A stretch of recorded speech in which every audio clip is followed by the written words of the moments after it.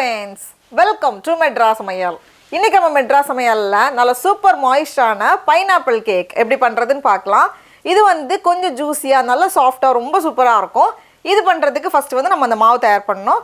அதுக்கு ஒரு மிக்சிங் பவுல்ல 1 கப் சர்க்கரை சேர்த்துக்கோங்க. இது வந்து 200 கிராம். இது கூடவே 3 முட்டை 150 கிராம் வர மாதிரி 3 முட்டை சேர்த்துக்கோங்க. சேர்த்துட்டு இந்த முட்டையையும் சர்க்கரையும் வந்து நம்ம ஒரு 1 ல இருந்து 2 நிமிஷம் போல நம்ம நல்லா கலந்து வைக்கணும். நான் வந்து இந்த மாதிரி 1 நிமிஷம் போல நல்லா மிக்ஸ் பண்ணி வச்சிருக்கேன். இப்போ இதில் வந்து நம்ம மீதி பொருட்கள்லாம் சேர்த்துடலாம். 1/4 கப் எண்ணெய் சேர்த்துக்கோங்க. இது வந்து 4 டேபிள் ஸ்பூன். நான் வந்து சன்ஃப்ளவர் எண்ணெய் எடுத்திருக்கேன். வாசனை இல்லாத எந்த எண்ணெய் வேணாலும் யூஸ் பண்ணிக்கலாம். அடுத்தது 1 டேபிள் ஸ்பூன் தயிர், புளிப்பு இல்லாத கெட்டியான தயிரில் 1 டேபிள் ஸ்பூன் சேர்த்துக்கோங்க. அதுக்கப்புறமா 7 டேபிள் ஸ்பூன் அளவுக்கு பால், அதாவது நமக்கு வந்து தயிரும் பாலும் சேர்த்து 1/2 கப் வரணும். 1/2 கப் வந்து 8 டேபிள் ஸ்பூன். கூடவே நம்ம வந்து பைனாப்பிள் ஃப்ளேவர் பண்ணுறதுனால நான் எனக்கு வந்து 1 டீஸ்பூன் பைனாப்பிள் எசன்ஸ் எடுத்திருக்கேன். அப்புறம் அந்த கலர் வரதுக்காக கொஞ்சம் மஞ்சள் கலர் சேர்த்துருக்கேன். இது வந்து ஆப்ஷனல் தான். எல்லாத்தையும் சேர்த்துட்டு ஃபர்ஸ்ட் வந்து இதை ஒரு வாட்டி நம்ம கலந்து வச்சிடலாம். இந்த மாதிரி கலந்ததுக்கப்புறமா இதில் வந்து நம்ம மீதி மாவு பொருட்கள்லாம் சேர்க்க போகிறோம். அதுக்கு ஒரு ஜல்லடையில் 150 கிராம் மைதா மாவு சேர்த்துக்கோங்க. 1 கப் மைதா மாவு வந்து 125 கிராம் வரும் நமக்கு. ஸோ 1 கப்பும் ஒரு 3 டேபிள் ஸ்பூன் எக்ஸ்ட்ரா வரும் மைதா மாவு.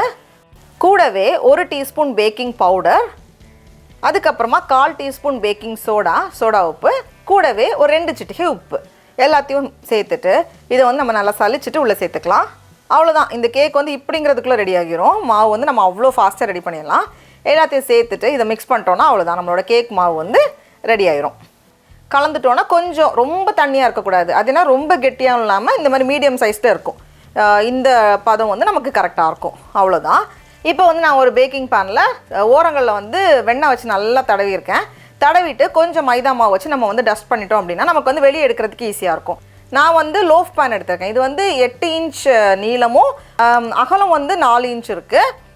இந்த கேக் வந்து நல்லா மேலே வரைக்கும் வரும். அதனால வந்து ஒரு பாதியிலேருந்து 3/4 ஃபில் பண்ணால் போதும், அதுக்கு மேலே வச்சிடாதீங்க. அதனால இந்த அளவு வந்து நமக்கு கரெக்டாக இருக்கும். இனி இதை வந்து நம்ம பேக் பண்ணணும். அவனை வந்து 350 டிகிரி ஃபாரன்ஹீட், அதாவது 175 டிகிரி செல்சியஸ்க்கு ப்ரீ ஹீட் பண்ணிட்டு உள்ளே வச்சுக்கோங்க. கிட்டத்தட்ட 40 நிமிஷம் ஆகும். அதே மாதிரி இதே கேக் வந்து நம்ம குக்கர்லேயும் பண்ணலாம். நம்ம எப்பவும் பண்ணுற அதே மெத்தட் தான். கிட்டத்தட்ட அதுவும் 40 நிமிஷம் ஆகும். அப்படி இல்லைன்னா குட்டி குட்டி கிண்ணங்களில் நம்ம வந்து கப் கேக் மாதிரியும் பண்ணலாம். அதுவுமே வந்து நல்லாயிருக்கும். எனக்கு வந்து சரியாக 40 நிமிஷம் ஆச்சு. நான் வந்து கேக்கை வெளியே எடுத்துட்டேன். பாருங்கள், நல்லா சூப்பராக நல்ல அழகாக பேக் ஆகி வந்திருக்கு. கேக் பேக் ஆனதுக்கப்புறமா இது மேலே வந்து நம்ம ஒரு சிம்பிள் சுகர் சிரப் சேர்க்க போகிறோம். அதுதான் வந்து நம்ம கேக்கை வந்து நல்லா மாய்ஸ்டாக ரொம்ப நல்லா சூப்பரான ஒரு இதில் ஜூஸியாக வச்சுக்கோம்.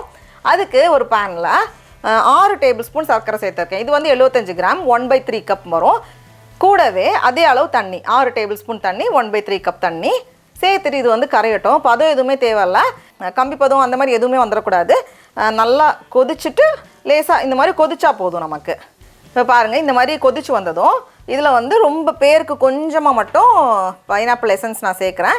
இது வந்து ஆப்ஷனல் தான். கடைசி நம்ம சேர்க்கும்போது இன்னும் கொஞ்சம் வாசனை இருக்கும். ரொம்ப அதிகமாக சேர்த்துறாதீங்க. அதிகமாக சேர்த்துட்டோம் அப்படின்னா நல்லா இருக்காது, ஒரு கசப்பு தன்மை வரும். அதனால் கொஞ்சமாக மட்டும் சேர்த்துட்டு நம்ம ஸ்டவ் ஆஃப் பண்ணிடலாம். ஆஃப் பண்ணிவிட்டு நம்ம கேக் மேலே வந்து அப்படியே ஸ்லோவாக நம்ம வந்து சேர்க்க போகிறோம். அப்படி கேக் வந்து பஞ்சு போல் எல்லாத்தையும் வந்து அப்சர்வ் பண்ணிடும்.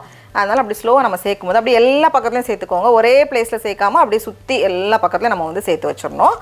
இப்போ என்ன பண்ண போகிறோம்னா இதை வந்து நம்ம ரேப் பண்ணி வைக்க போகிறோம். இந்த ரேப் பண்ணி வைக்கும்போது அந்த மாய்ஸ்சர் வந்து இன்னும் அப்படியே உள்ளவே இருக்கும். இல்லைனா வந்து நம்ம ஓப்பனாக விட்டோம் அப்படின்னா கேக் வந்து நமக்கு ட்ரை ஆகிட்டே இருக்கும். அதனால் கேக் பேக் ஆனதுக்கப்புறமா நம்ம வந்து இதை அப்படி மூடி வச்சிட்டோம். ஒரு 2 மணி நேரம் இல்லை 3 மணி நேரம் அப்படியே விட்டுருங்க. நான் வந்து அப்படியே விட்டுட்டேன். ஒரு 3 மணி நேரம் போல் அப்படியே வச்சுருந்தேன். இப்போ இதை நம்ம ஓப்பன் பண்ணி பார்க்குறப்போ கேக் வந்து அவ்வளோ சூப்பர் மாய்ஸ்டாக இருக்கும். இந்த ஓரங்களை வந்து இது மாதிரி ஒரு தோசை கரண்டி வச்சு நம்ம வந்து லேசாக லூஸ் பண்ணிவிட்டு எடுக்கும்போது நமக்கு இன்னும் ஈஸியாக இருக்கும். அதனால் இந்த மாதிரி ஓரங்களை லேசாக லூஸ் பண்ணிவிட்டு அப்படியே நம்ம எடுத்துகிட்டு நம்ம பீஸ் போட்டுற வேண்டியதான். நமக்கு என்ன சைஸ்க்கு என்ன ஷேப்க்கு வேணுமோ அதுக்கேற்ற மாதிரி நம்ம பீஸ் போட்டுக்கலாம். இது அவ்வளோ சூப்பராக இருக்கும். நல்ல சூப்பர் மாய்ஸ்டாக உள்ளே வந்து அந்த சர்க்கரை பாகெல்லாம் சேர்த்ததுனால இன்னுமே நல்லாயிருக்கும். நமக்கு பொதுவே இப்போ வந்து நம்ம ப்ளைனாகவும் சாப்பிட்லாம் கேக்கை, பிரச்சனை இல்லை. ஸோ பொதுவே இந்த மாதிரி பண்ணிவிட்டு நம்ம வந்து ஃப்ரீசரில் வைக்கிறது தான் வைக்கலாம். அப்பப்போ எப்போ நமக்கு வேணுமோ கொஞ்சம் நேரம் வெளியே எடுத்து வைக்கலாம். இல்லை வந்து லேசாக மைக்ரோவேவ் பண்ணாலும் போதும். நல்லா சூப்பர் சாஃப்டாக ரொம்ப ரொம்ப நல்லாயிருக்கும். கண்டிப்பாக இதை ட்ரை பண்ணி பாருங்கள். சடா, அவ்வளோதான். நம்மளோட கேக் பாருங்களேன் எவ்வளோ சூப்பராக இருக்குன்னு. அப்படியே அந்த சுகர் சிரப்லாம் சேர்த்ததுனால மாய்ஸ்டாக இருக்கும். அதுதான் நமக்கு கேக்குக்கு எப்போவுமே நமக்கு வந்து அந்த சாஃப்ட்னஸ் வேணும். ஆஹா, அந்த பைனாப்பிள் எசன்ஸோட அந்த பைனாப்பிள் வாசனையோட ரொம்ப ரொம்ப நல்லாயிருக்கு. நீங்களும் கண்டிப்பாக இந்த ரெசிபி வீட்டில் செஞ்சு பாருங்கள். உங்களுக்கு இந்த வீடியோ பிடிச்சிருந்துச்சுன்னா மெட்ராஸ் சமையலுக்கு சப்ஸ்கிரைப் பண்ணுங்கள். நாவின் சுவையரம்புகள் மலரட்டும்.